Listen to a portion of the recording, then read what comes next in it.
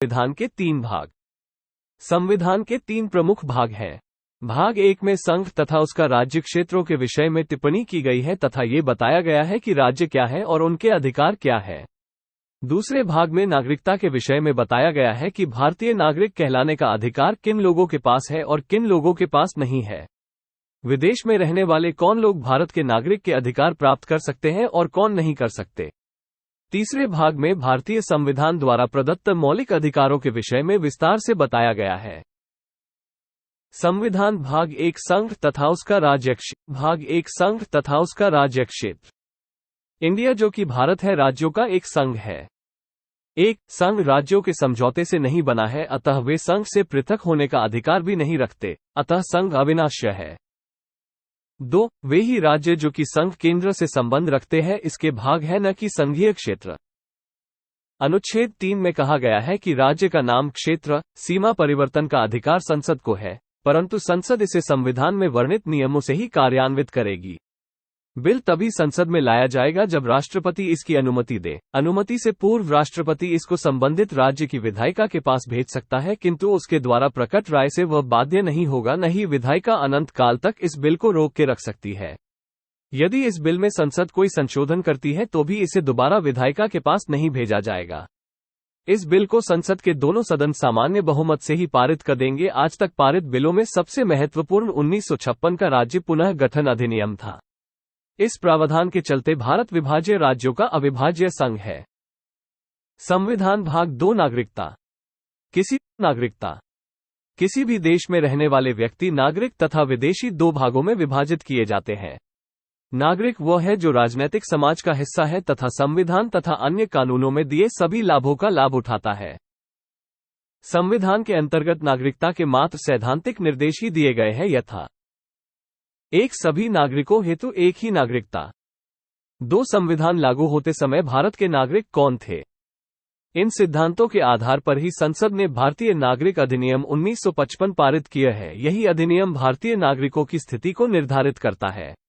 इसमें 1986 में फिर संशोधन किया गया था। इसमें संशोधन करके ही सरकार दोहरी नागरिकता का प्रावधान कर सकती है। संविधान भाग 3 मौलिक अधिकार। भाग 3 मौलिक अधिकार। मौलिक अधिकार नागरिकों के अधिकार है। इनको अमेरिकी संविधान के बिल ऑफ राइट से लिया गया है। इन अधिकारों को मौलिका मानने का कारण ये है BR1 इनकी उपस्थिति एक व्यक्ति के लिए आवश्यक है ताकि वह अपनी शारीरिक, बौद्धिक तथा आध्यात्मिक क्षमताओं का पूर्ण विकास कर सके।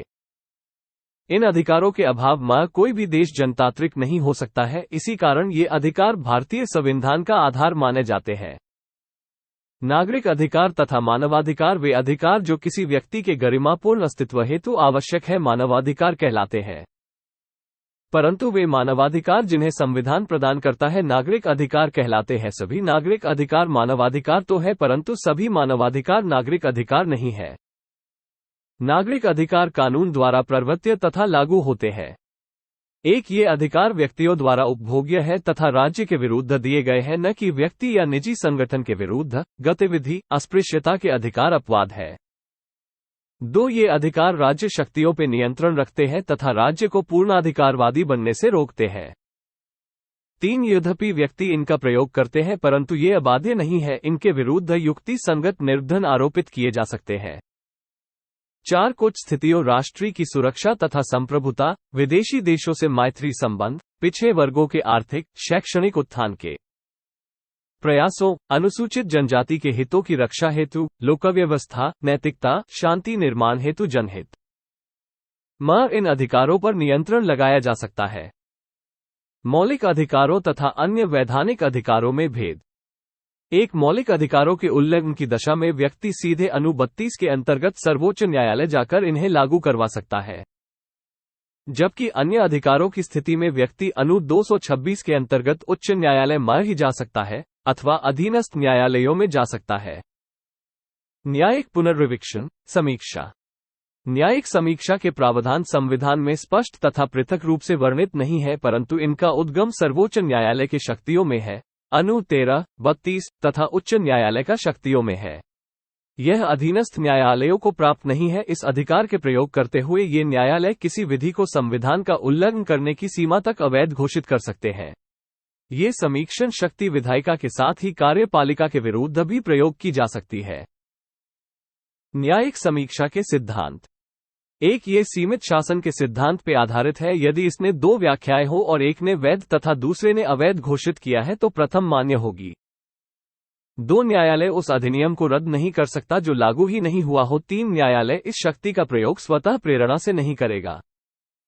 न्यायिक समीक्षा के तीन मुख्य कार्य है। एक, शासन कार्यों को वैधानिक बनाना।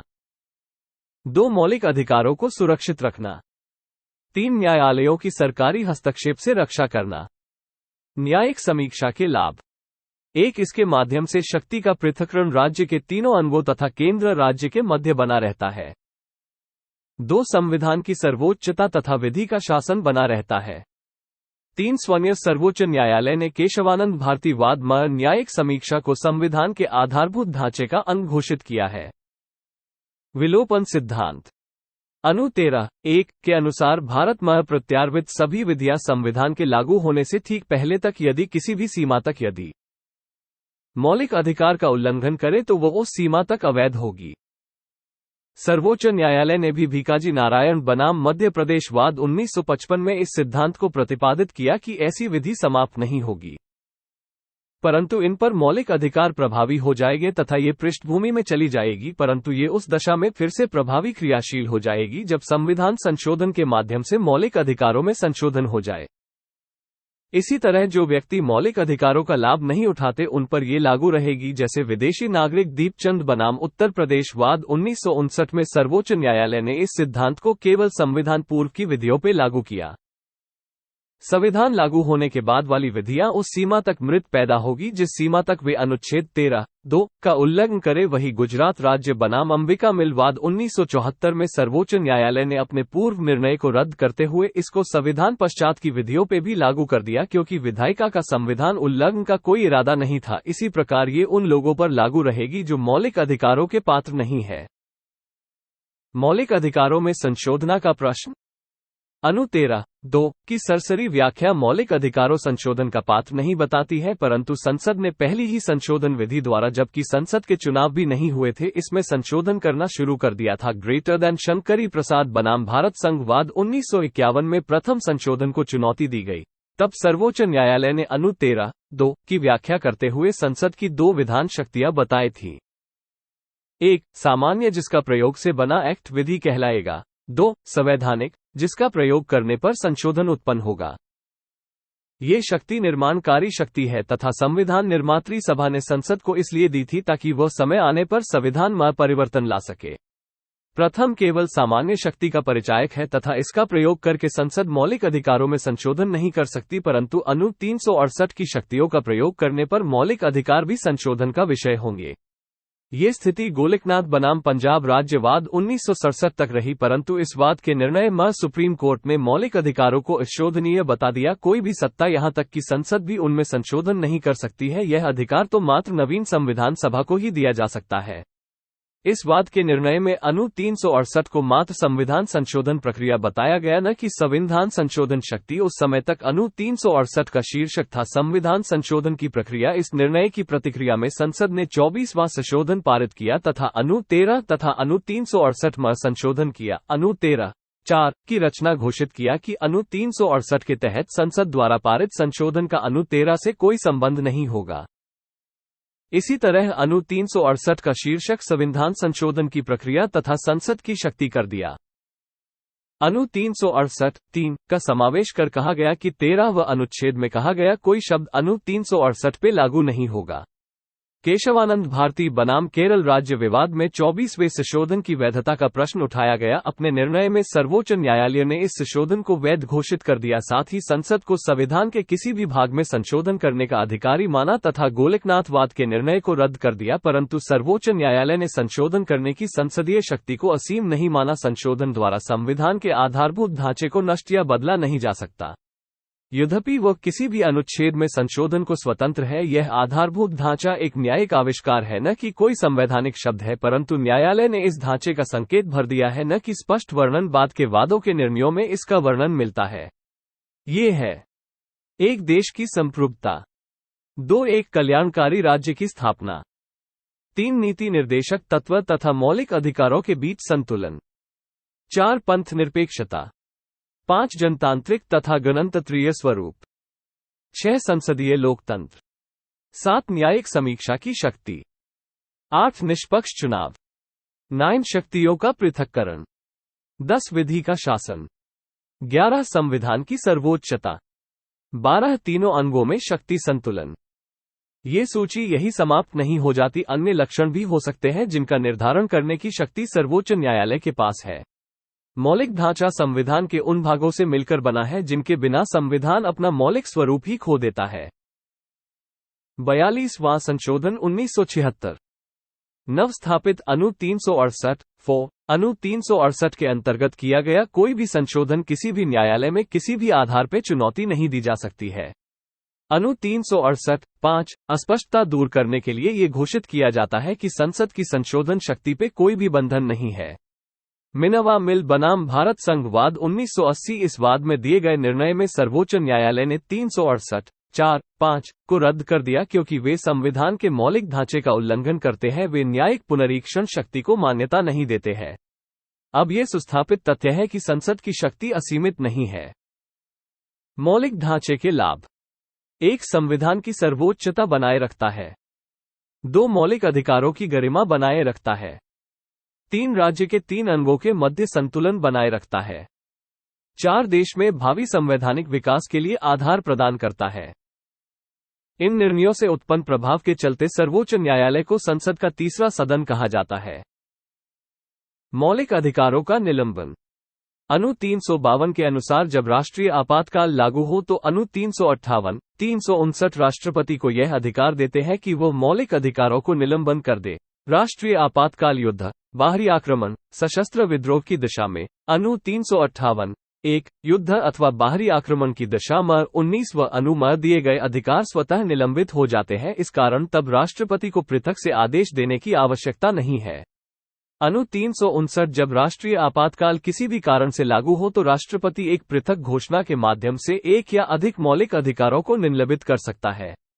परंतु अनु 20(21) में दिए अधिकार किसी भी दशा में वापस नहीं लिए जा सकते हैं। अनुच्छेद 358 तथा 359 के प्रावधानों में भेद का प्रकार। अनु 358 1 युद्ध अथवा बाहरी आक्रमण के कारण ही प्रभावी।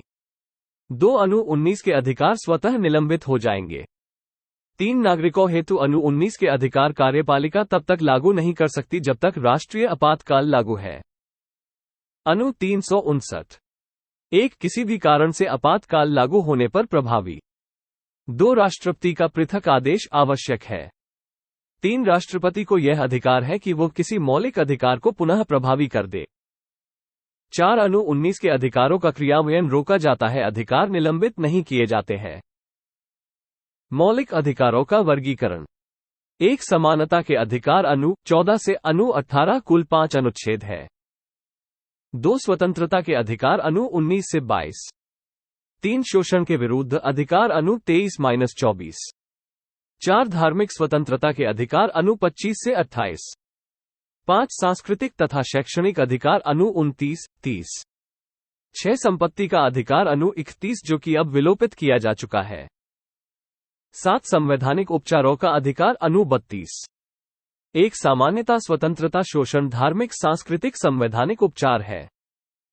समानता के अधिकार अनु 14 राज्य विधि के समक्ष समानता अथवा विधि का समान संरक्षण प्रदान करेगा। विधि के समक्ष समानता ब्रिटिश संविधान से लिया गया है। यह नकारात्मक अधिकार है जो किसी व्यक्ति के विशेषाधिकारों को नकारता है। इसी अधिकार को विधि का शासन कहता है। विधि के शासन का तात्पर्य देश का प्रशासन विधि के अनुसार चलाना है, न कि व्यक्तियों की इच्छानुसार चलाना है। ये शासन नियमित विधि की सर्वोच्चता ऐच्छिक शक्तियों पर स्थापित करता है। ये देश के शासन में विधि की प्रभुता स्थापित करता है। ये देश की सरकार को भी विधि से बांध देता है। विधि के शासन को डायसी ने लोकप्रिय बनाया था। 1 कोई भी व्यक्ति तब तक शारीरिक आर्थिक रूप से दंडित नहीं होगा जब तक विधि का उल्लंघन न करे। 2 यह उल्लंघन सामान्य न्यायालय में सामान्य रूप से सिद्ध होना चाहिए।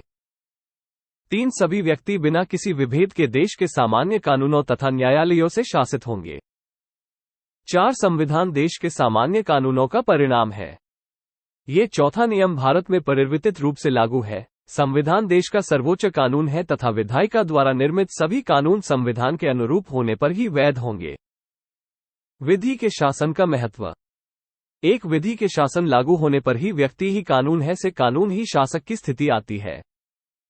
दो विधि का शासन जनतंत्र संचालने हेतु आवश्यक है। सर्वोच्च न्यायालय इसे समस्त संविधान में उपस्थित बताता है।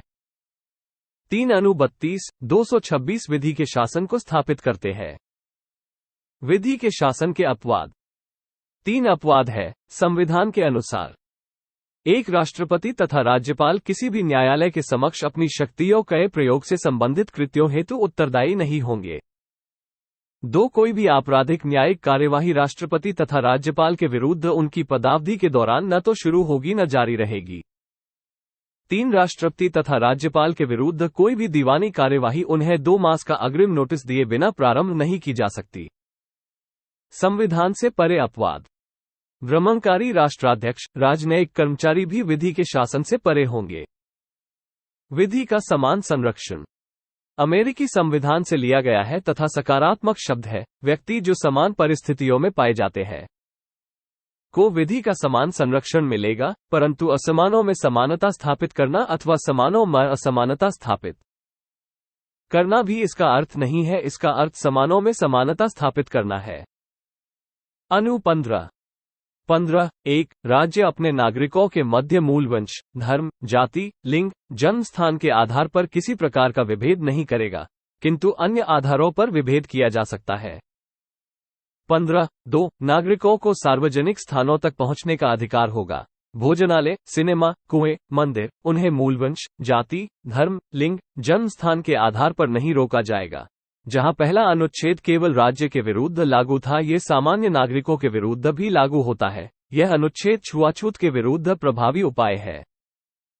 15.3 इस अनुच्छेद में विद्यमान कोई उपबंध राज्यों को स्त्रियों, बच्चों हेतु विशेष उपाय करने से नहीं रोक सकता है। 15.4 प्रथम संशोधन से प्रभावी है। अनु 15 में विद्यमान कोई उपबंध राज्य को सामाजिक, शैक्षणिक दृष्टि से पिछे वर्गों हेतु विशेष उपाय करने से नहीं रोकेगा। अनुच्छेद 16 जन समायोजन में अवसर की समानता केवल नागरिकों हेतु। अनु 16.2 कोई भी नागरिक जन समायोजन हेतु पूर्ववर्णित उपायों के साथ उत्पत्ति, निवास स्थान के आधार पर अयोग्य नहीं ठहराया जा सकेगा। 16.3 विशेष परिस्थितियों में निवास स्थान को नियुक्ति हेतु एक विशेष योग्यता माना जा सकेगा। निवास स्थान संबंधी कानून केवल संसद ही निर्मित कर सकेगी। 16.4 इस अनुच्छेद में मौजूद कोई भी उपबंध राज्य को पिछड़े वर्गों हेतु पदों का आरक्षण करने से नहीं रोकेगा, परंतु आरक्षण कोई प्राप्त किया जा सकने वाला अधिकार नहीं है। यह मात्र राज्य की इच्छा पर निर्भर करता है। यह आरक्षण 2 स्थितियों तब मिलता है जब एक वह वर्ग जिसे दिया जाने वाला हो सामाजिक, शैक्षणिक रूप से पिछड़ा हो। 2 सार्वजनिक सेवाओं में उसका पर्याप्त प्रतिनिधित्व नहीं हो।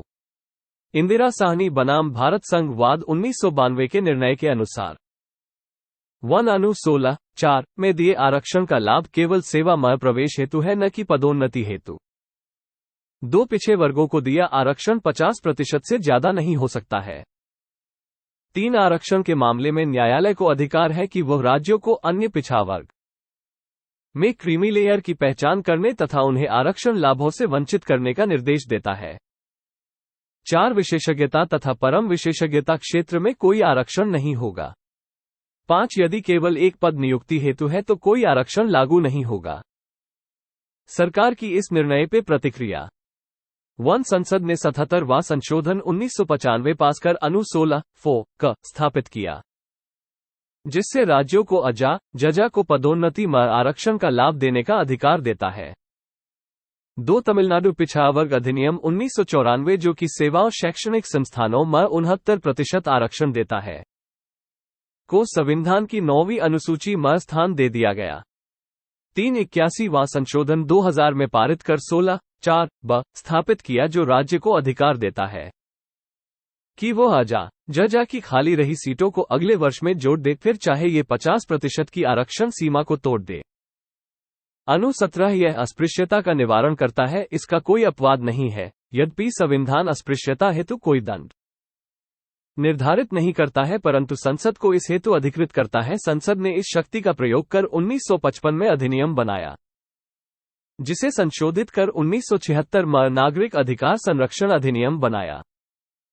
अनु 18 उपाधियों का उन्मूलन करता है। 18(1) राज्य नागरिकों अथवा गैर नागरिकों को विधा अथवा सैन्य सेवा से जुड़ी उपाधियों के अतिरिक्त कोई उपाधि नहीं देगा। राष्ट्रीय पुरस्कार वे पुरस्कार है जो जनवरी 1954 में भारत सरकार ने एक राष्ट्रपतीय विज्ञप्ति के माध्यम से स्थापित किए। ये वैधानिक नहीं है। ये पुरस्कार गणतंत्र दिवस पर प्रदान करते हैं। ये पुरस्कार है भारत रत्न, पद्म भूषण, पद्म विभूषण, पद्म श्री। ये पुरस्कार मात्र व्यक्तियों को समाज अथवा देश की सेवा पर बिना किसी भेद के प्रदान किए जाते हैं। बालाजी राघवन बनाम भारत संघ 1996 में इन पुरस्कारों की वैधानिकता का प्रश्न उठाया गया, परंतु सर्वोच्च न्यायालय ने इन पुरस्कारों को शैक्षणिक क्षेत्र में रखा। न्यायालय के अनुसार समानता का ये अर्थ नहीं कि गुणों की अवहेलना हो, परंतु पुरस्कार प्राप्तकर्ता इन पुरस्कारों को अपने नाम के साथ जोड़कर इनके दुरुपयोग के लिए स्वतंत्र नहीं है।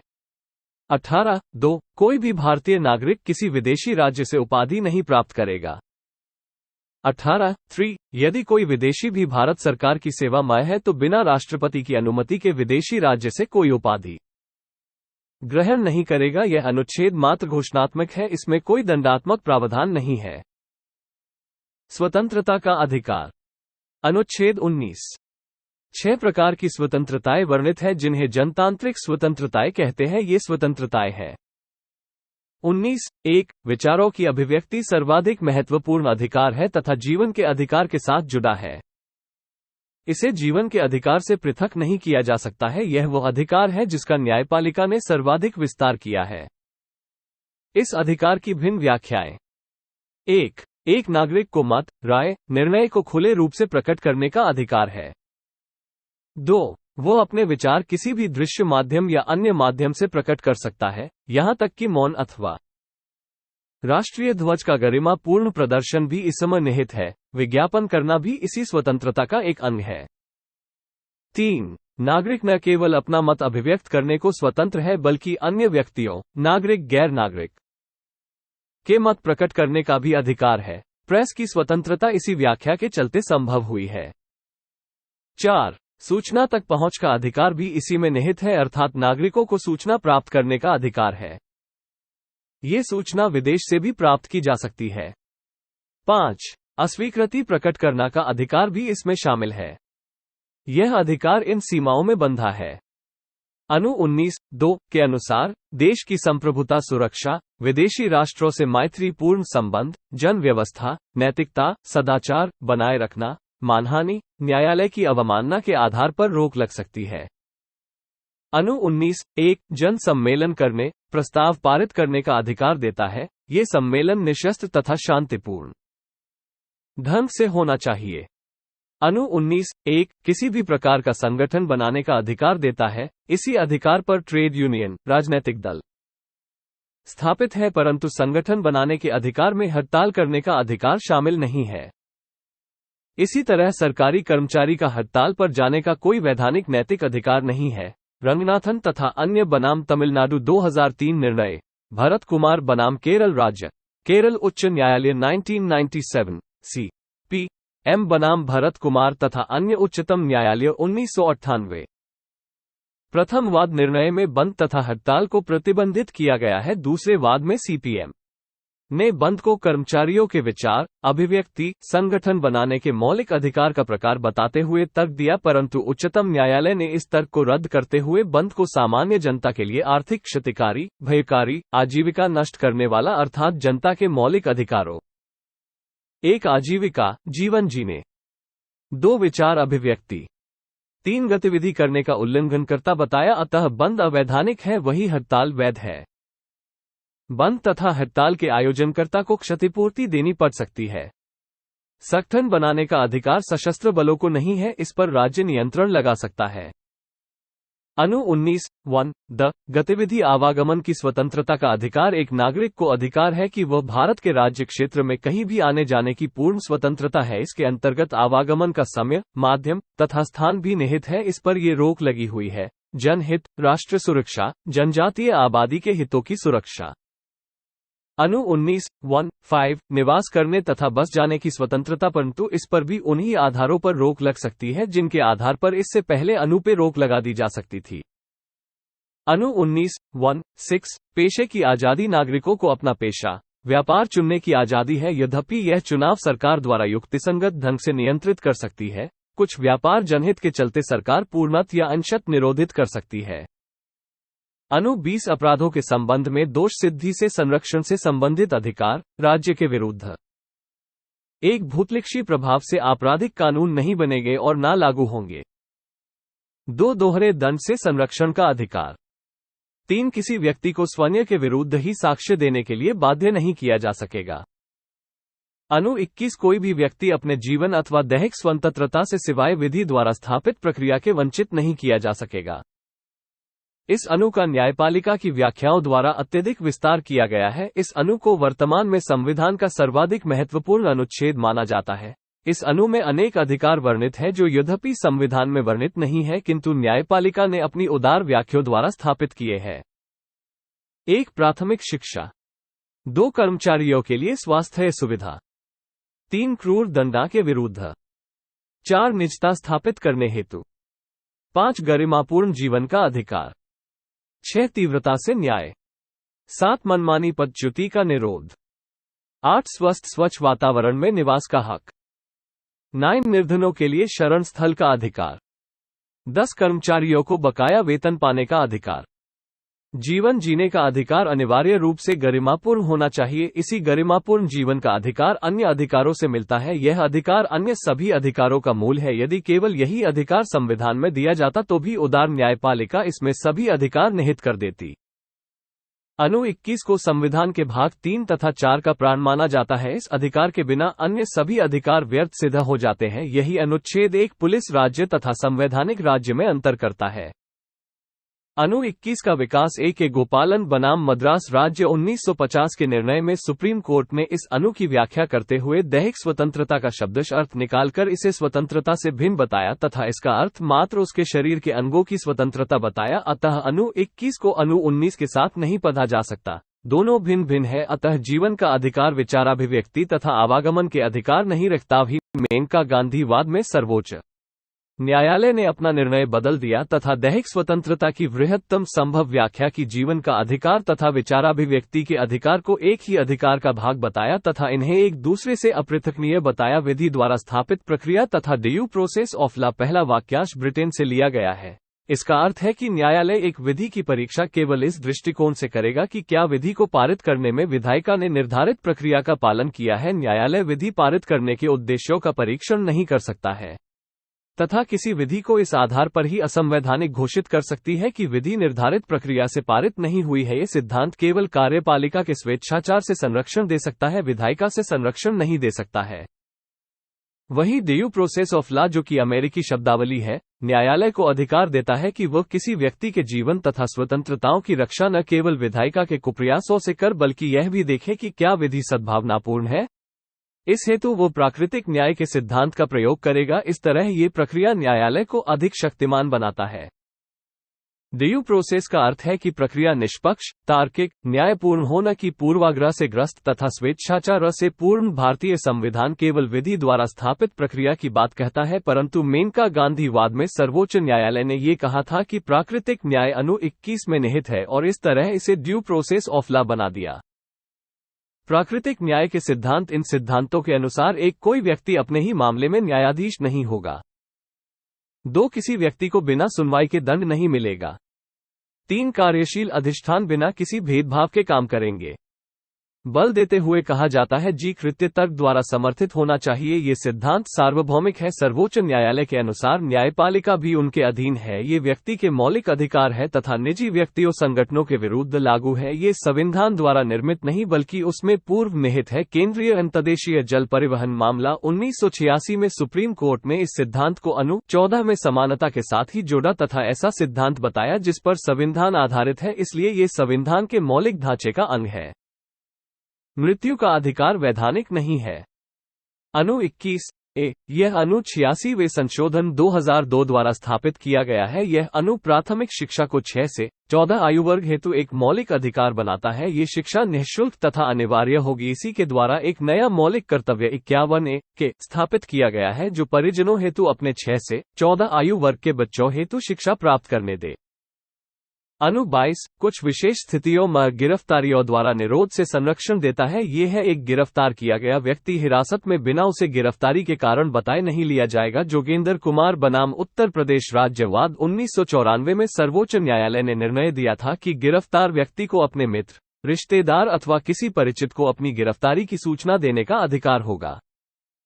गिरफ्तारी की सूचना पुलिस अधिकारी को अपने आधिकारिक रोजनामचे में दर्ज करनी होगी। गिरफ्तारी मात्र संदेह पर नहीं होगी। 2 गिरफ्तार या निरोधित किए गए व्यक्ति को निकटतम मजिस्ट्रेट के समक्ष गिरफ्तारी के 24 घंटे में प्रस्तुत करना होगा। गिरफ्तारी के समय में यात्रा अथवा बीच के अवकाशों को नहीं गिना जाएगा। अनु 22 के अपवाद। 1 ये लाभ शत्रु नागरिकों अथवा निवारक निरोध में रखे गए व्यक्तियों को नहीं मिलेगा। निरोधित व्यक्ति के अधिकार। 1 यदि उसकी निरोध अवधि 2 मास से अधिक हो तो यह एक समिति जिसका गठन उच्च न्यायालय के सेवारत न्यायाधीशों से होगा की स्वीकृति से होगा। 2 उसे अपनी गिरफ्तारी के कारण जानने का अधिकार होगा। 3 उसे संबंधित अधिकरण के समक्ष शीघ्रतम समय में अपना प्रतिनिधित्व प्रस्तुत करने का अधिकार होगा। अनु 23-24 शोषण के विरुद्ध अधिकार। अनु 23 मानव दुर्व्यापार तथा बंधुआ मजदूरी के विरुद्ध अधिकार देता है। महिला बच्चों तथा निष्ठहजनों को अनैतिक गतिविधियों में धकेलने से रोकने का अधिकार देता है। पीटा अनैतिक गतिविधि निवारण अधिनियम। बंधुआ मजदूरी निवारण अधिनियम 1976 इस अनुच्छेद की भावना के अनुरूप पारित किए गए थे, परंतु राज्य जनहित हेतु नागरिकों को अनिवार्य सेवा आरोपित करने का अधिकार रखता है। अनु 24 बच्चों 14 वर्ष से कम का नियोजन खतरनाक कामों में नहीं किया जा सकेगा। बाल श्रम निवारक तथा नियमन अधिनियम 1986 उन 13 क्षेत्रों को अधिसूचित करता है जो कि खतरनाक है। अनु 25-28 धर्म की स्वतंत्रता का अधिकार। अनु 25 व्यक्ति को धर्म का पालन करने का अधिकार देता है। 1 स्वचेतना का अधिकार। 2 पालन, समर्थन तथा प्रचार का अधिकार भी धर्म स्वतंत्रता में निहित है। अंतःचेतना का अर्थ आंतरिक चेतना के पालन का अधिकार है। यह अधिकार निर्बाध है। जब अंतःचेतना बाहरी रूप ले लेती है तब ये प्रचार का अधिकार भी रखती है, परंतु इस अधिकार पर राज्य जनहित में रोक भी लगा सकता है। प्रचार का अर्थ अपने धार्मिक विश्वासों, मान्यताओं, शिक्षाओं का प्रचार दूसरे की शिक्षा हेतु करना है। सुप्रीम कोर्ट ने स्टेनीसल बनाम मध्य प्रदेश वाद में प्रचार का अर्थ मात्र विचारों का संप्रेषण, अग्रेषण तथा उसकी मान्यताओं, प्रथाओं का प्रचार है, परंतु धर्म परिवर्तन का अधिकार मौलिक नहीं है। प्रत्येक परिवर्तन स्वैच्छिक होना चाहिए तथा किसी प्रकार का आपराधिक कृत्य न हो। राज्य धार्मिक प्रथाओं में जनहित हेतु रोक भी लगा सकता है। अनु 26 धार्मिक संस्थानों का अधिकार। जन नैतिकता, स्वास्थ्य तथा व्यवस्था के आधार पर रोक लग सकती है। एक धार्मिक संस्थान स्थापित करने, संचालित करने तथा चैरिटेबल ट्रस्ट गठित करने। 2 धर्म संबंधित मामलों में अपने मामलों का प्रबंधन। 3 चल अचल संपत्ति को खरीदने का अधिकार। 4 इस संपत्ति का विधि अनुसार प्रबंध करने का अधिकार। अनु 27 कर आरोपण और वसूली। राज्य किसी धर्म विशेष को प्रोत्साहन देने हेतु कर का आरोपण और वसूली नहीं कर सकता है। यद्यपि राज्य कर नहीं लगा सकता है किंतु शुल्क लगा सकता है। कर बिना किसी सेवा के बदले राज्य वैधानिक रूप से वसूल सकता है, किंतु शुल्क विशेष सेवा के बदले लिया जाता है। अनु 27 राज्य के यथार्थ तथा वास्तविक पंथ निरपेक्ष चरित्र को प्रकट करता है। अनु 28 शैक्षणिक संस्थाओं में धार्मिक शिक्षा से संबंधित है। शिक्षण संस्थाओं के 4 प्रकार है। शिक्षण संस्थाओं के 4 प्रकार है। 1 राज्य द्वारा स्थापित प्रशासित। इन संस्थाओं में किसी प्रकार की धार्मिक शिक्षा उपलब्ध नहीं करवाई जा सकती है।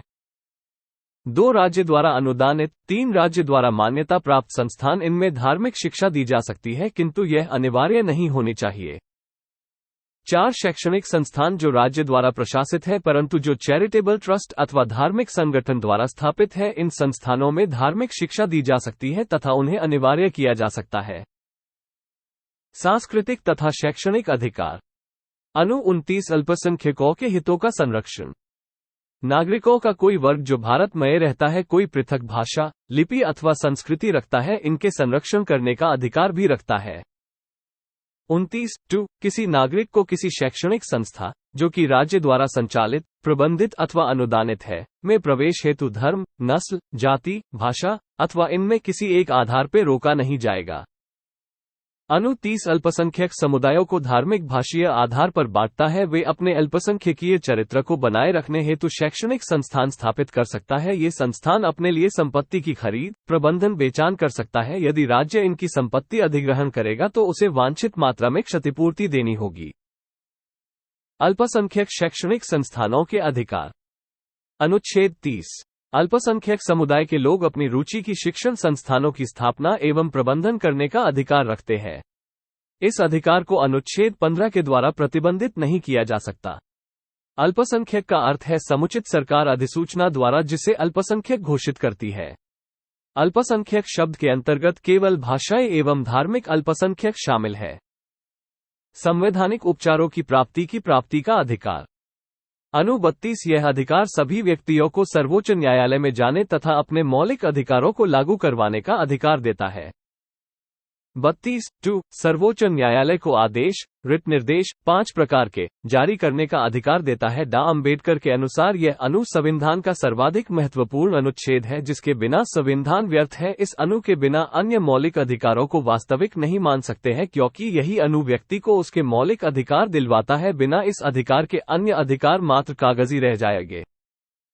इसी अनु ने सर्वोच्च न्यायालय को व्यक्ति के मौलिक अधिकारों का संरक्षक नियुक्त किया है। यह अनु सर्वोच्च न्यायालय को रिट जारी करने का कर्तव्य भी निर्धारित करता है। यदि सर्वोच्च न्यायालय में मौलिक अधिकारों का उल्लंघन सिद्ध हो जाए तो उन्हें अनिवार्य रूप से रिट जारी करनी होगी तथा अधिकार भी प्राप्त हो जाएंगे। ये रिट न्यायपालिका के हाथ में प्रभावी विकल्प है जिनके माध्यम से वह संविधान की सर्वोच्च न्यायिक पुनरीक्षा का अधिकार, विधि का शासन आदि बनाए रख सकती है। यहाँ तक कि मौलिक अधिकारों का संरक्षण भी इस पर ही निर्भर करता है। 5 प्रकार के रिट। 1. बंदी प्रत्यक्षीकरण किसी व्यक्ति की व्यक्तिगत आजादी को निर्धारित करने के लिए प्रयोग आती है। इसका प्रयोग तब होता है जब किसी व्यक्ति को बिना प्राधिकार के निरोध में रखा गया हो। यह व्यक्ति राज्य दोनों के विरुद्ध प्रभावी है तथा संबंधित व्यक्ति के अलावा भी कोई अन्य व्यक्ति संगठन इसको ला सकता है। मसलन प्रेम विवाह करने के बाद यदि लड़की के परिजन उसे पति घर नहीं जाने देते तो उसका पति यह याचिका लगा सकता है। न्यायालय के सामने ये याचिका लाए जाने पर वह यह आदेश दे सकता है कि व्यक्ति को सशरीर न्यायालय में प्रस्तुत किया जाए ताकि न्यायालय उसके निरोधन के कारणों का परीक्षण कर सके। यद्यपि यह अनिवार्य नहीं है।